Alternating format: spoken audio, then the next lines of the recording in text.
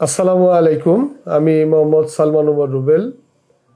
আসছে ত্রয়োদশ নির্বাচনে আমি ময়মনসিংহ ১ হালুয়াঘাট ধুবরা আসন থেকে স্বতন্ত্র প্রার্থী হিসেবে ঘোড়া প্রতীক নিয়ে নির্বাচনে অংশগ্রহণ করছি।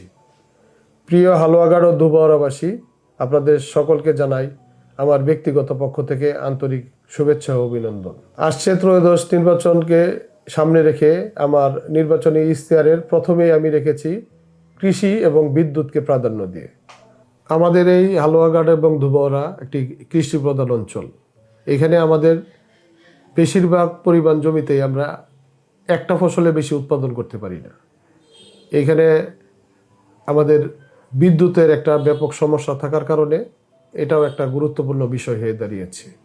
এবং সেচের ব্যবস্থাটা করা, আমরা যদি সঠিক বিদ্যুতায়ন করতে পারি এবং ওই যে পতিত জমিগুলো আছে সেইখানে আমরা উন্নত প্রযুক্তি ব্যবহার করে ওইখানে সেচের ব্যবস্থা করতে পারি, তাহলে ইনশাল্লাহ আমাদের এই হালুয়াঘাট ধুবরাতে আমরা দ্বিগুণ, কোনো কোনো ক্ষেত্রে 3 গুণ ফসল আমরা উৎপাদন করতে পারবো। কৃষির পাশাপাশি আমাদের এই অঞ্চলের মানুষ পোলট্রি খাত, মৎস্য খাত এবং গবাদি পশুপালনে তারা ব্যাপক একটা ভূমিকা রাখে এবং এই খাতে আমাদের মা বোনরা বিশেষভাবে জড়িত। এই ক্ষেত্রগুলোতে যদি আমরা সঠিকভাবে তাদেরকে প্রশিক্ষণ দেই এবং তাদেরকে যদি সরকারিভাবে বিভিন্ন সহযোগিতা করতে পারি, যেটা আমাদের হালুয়াঘাট ধুবরা অর্থনীতিতে একটি ব্যাপক ভূমিকা রাখতে পারবে। সীমান্তবর্তী এলাকা হওয়ার কারণে প্রায়ই আমরা দেখা যাচ্ছে পাহাড়ি ঢল এবং প্রাকৃতিক দুর্যোগের সম্মুখীন হচ্ছি। এই সব ব্যাপারে আমাদের পূর্ব প্রস্তুতি রাখতে হবে এবং যেই সকল এলাকা প্রাকৃতিক দুর্যোগে ক্ষতিগ্রস্ত হওয়ার সম্ভাবনা থাকে সেই সব এলাকায় আমাদের পুনর্বাসনের ব্যবস্থা, সঠিকভাবে ত্রাণের ব্যবস্থা ও চিকিৎসার ব্যবস্থা নিশ্চিত করতে হবে। ইশতেহারের দ্বিতীয় দফায় আমরা উল্লেখ করেছি স্বাস্থ্য ও মানবিক সেবা। বিশেষ করে আমাদের এই সীমান্তবর্তী অঞ্চলের গর্ভবতী মায়েরা তারা সঠিকভাবে চিকিৎসা পায় না। গর্ভকালীন থাকা অবস্থায় তাদের যেই ধরনের চিকিৎসা প্রয়োজন, বিশ্রাম প্রয়োজন, সেটা তারা একবারেই পায় না। এবং আমাদের এই উপজেলা স্বাস্থ্য কমপ্লেক্সগুলায় গর্ভবতী মায়েদের তাদের যে প্রাথমিক চিকিৎসা সেই সুবিধা থেকেও তারা বঞ্চিত হচ্ছে। আমার প্রথমেই লক্ষ্য থাকবে এই হালুয়াঘাট এবং ধুবরা উপজেলা স্বাস্থ্য কমপ্লেক্সে গর্ভবতী মায়েরা যেন তাদের সঠিক চিকিৎসা পায় এবং সিজারিয়ান অপারেশন সেইটার যাতে ব্যবস্থাটা নিশ্চিতকরণ করা হয়। কারণ প্রতিনিয়তই আমরা দেখতে পাচ্ছি আমরা মহিলাদের গর্ভকালীন যে শেষ মুহূর্তে তাদেরকে বিভিন্ন জায়গায় নিয়ে যাওয়ার কারণে যেই নবজাতক বাচ্চার জন্ম হয়, অনেক সময় সেই বাচ্চার জীবন ঝুঁকিতে পড়ে, অনেক সময় বাচ্চার মাও জীবন ঝুঁকিতে পড়ে এবং সঠিকভাবে তারা চিকিৎসা সেবা না পাওয়ার কারণে এই হালুয়াঘাট এবং ধুবরায় প্রচুর প্রতিবন্ধী বাচ্চার জন্ম হয়। সেই ব্যাপারেও আমাদেরকে সচেতন হতে হবে যেন আমাদের এই হালুয়াঘাট এবং ধুবরায় যেন প্রতিবন্ধী বাচ্চার জন্ম প্রতিনিয়তই কমে আসে। আমি ইতিমধ্যে হালুয়াঘাট এবং ধুবরায় প্রায় 4 শতাধিক শারীরিক প্রতিবন্ধীদের মাঝে হুইল চেয়ার বিতরণ করেছি।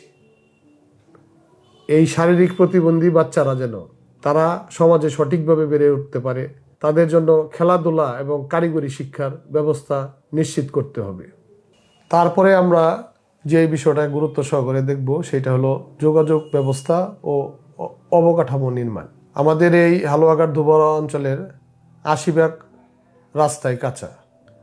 যেই সকল রাস্তাগুলো পাকা এবং সোলিং আছে সব রাস্তাই ভেঙে চুরমার হয়ে গেছে। মূল সড়কের সাথে সংযোগ রাস্তার অবস্থাগুলো আরও খারাপ। আমি যদি নির্বাচিত হতে পারি, যোগাযোগ ব্যবস্থা উন্নত করার ক্ষেত্রে ব্যাপক ভূমিকা রাখতে হবে। যোগাযোগ ব্যবস্থার কারণে আমরা সকল কিছু থেকেই পিছিয়ে যাচ্ছি, যেমন শিক্ষা ব্যবস্থা, স্বাস্থ্য খাত। যোগাযোগ ব্যবস্থার সাথে সকল খাতেরই একটি সংযোগ আছে এবং আমাদের যে এই অবকাঠামো, আমাদের স্কুল, কলেজ, হাট, বাজার সকল কিছুই আমাদের জনাকীর্ণ। সেই সকল জনাকীর্ণ ভবনগুলো কিভাবে মেরামত করা যায় এবং নতুন স্থাপনা করে বিভিন্ন হাট বাজারের অবকাঠামো উন্নয়ন করা যায়। পাশাপাশি আমাদের হাট বাজারগুলোতে পাবলিক টয়লেট নিশ্চিত করা এবং সেই সকল হাট বাজারে সুপেয় পানির ব্যবস্থা করা নিশ্চিত করতে হবে। পরবর্তীতে আমরা যে বিষয়টার উপর গুরুত্ব দিয়েছি সেটা হলো শিক্ষা ও তরুণ প্রজন্মের উন্নয়ন। প্রতিটি স্কুল এবং কলেজে কম্পিউটার ল্যাব স্থাপন করা এবং আধুনিক কারিগরি শিক্ষা ব্যবস্থা নিশ্চিত করতে হবে। যুবকদের জন্য ভোকেশনাল সেন্টার তৈরি করতে হবে, যেই ভোকেশনাল সেন্টারে তারা ট্রেনিংয়ের মাধ্যমে বাংলাদেশের বিভিন্ন প্রতিষ্ঠানে তারা নতুন নতুন কর্মের সন্ধান পায়। পাশাপাশি মাদ্রাসার শিক্ষার্থীরাও কিভাবে আধুনিক শিক্ষা ব্যবস্থার সাথে জড়িত হতে পারে সেই ব্যাপারেও আমাদের বিশেষ নজর রাখতে হবে। যুবক এবং তরুণদের অবশ্যই মাদক থেকে বিরত থাকতে হবে। মাদক থেকে বিরত থাকার সবচেয়ে বড় উপায় হলো ক্রিয়াঙ্গনের সাথে জড়িত হওয়া। আমাদের এই 2টি উপজেলায় 2টি ক্রিয়া কমপ্লেক্স গড়ে তুলতে হবে। পাশাপাশি এই ক্রিয়া কমপ্লেক্সের ব্যাপকতা আমাদের প্রতিটি ইউনিয়নে নিয়ে যেতে হবে, যেন প্রতিটি ইউনিয়নের যুবক এবং তরুণরা ক্রিয়াঙ্গনের সাথে জড়িত হতে পারে এবং উপজেলা থেকে যেন আমরা তাদেরকে নিয়ে জাতীয় পর্যায়ে পর্যন্ত অংশগ্রহণ করাতে পারি। মাদকমুক্ত সমাজ গড়তে ক্রিয়াঙ্গনের পাশাপাশি সাংস্কৃতিক অঙ্গন একটি ব্যাপক ভূমিকা রাখে। আমাদের এই অঞ্চলে বিভিন্ন সম্প্রদায়ের মানুষ বসবাস করে। আমরা বিভিন্ন সম্প্রদায়ের জন্য বিভিন্ন ধরনের সাংস্কৃতিক কার্যক্রমের ব্যাপকতা বাড়ানোর মাধ্যমে মাদক থেকে আমাদের যুব এবং তরুণ সমাজকে বিরত রাখতে পারবো বলে আশা করছি। পরবর্তীতে আমরা যে বিষয়টিতে গুরুত্ব দিয়েছি সম্প্রীতি ও অধিকার। আমাদের এই হালুয়াঘাট ধুবড়ায় আমরা বিভিন্ন ধর্মবর্ণের মানুষ আমরা একসাথে বসবাস করি। এখানে আমরা মুসলমানের পাশাপাশি আমাদের সনাতন ধর্ম এবং খ্রিস্টীয় আদিবাসী ধর্মের মানুষজন বসবাস করে। আমাদের মুসলমান ধর্মের যারা মসজিদের ইমাম, মুয়াজ্জিন এবং আলেম ওলামারা আছেন, তাদের কিভাবে আরও সুযোগ সুবিধা বৃদ্ধি করা যায় সে ব্যাপারে আমাদের দৃষ্টি রাখতে হবে। সনাতন ধর্মের যারা দায়িত্ব পালন করার পাশাপাশি সনাতন ধর্মের সকল উপাসনালয়ের দিকে আমাদের দৃষ্টি রাখতে হবে, যেন সকলেই সম অধিকার পায়। পাশাপাশি আমাদের এই অঞ্চল হলো আদিবাসী বেষ্টিত অঞ্চল।